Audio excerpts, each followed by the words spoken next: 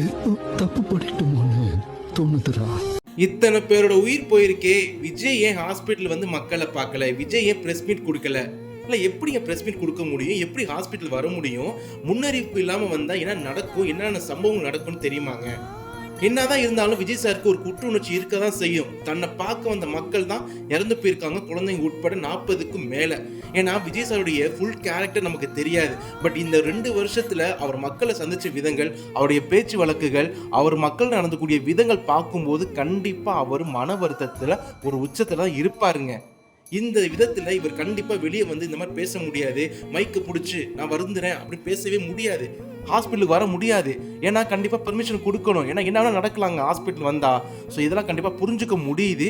இப்போதைக்கு உள்ள ஒரே ஒரு ஆப்ஷன் வந்து அமைதியாக இருக்கிறாரு, அவ்வளோதான். பட் இது கூடிய சீக்கிரம் மாறலாங்க. வெளியே வரலாம், மக்களை பார்க்கலாம், பேசலாம். பொறுத்திருந்து பார்ப்போங்க.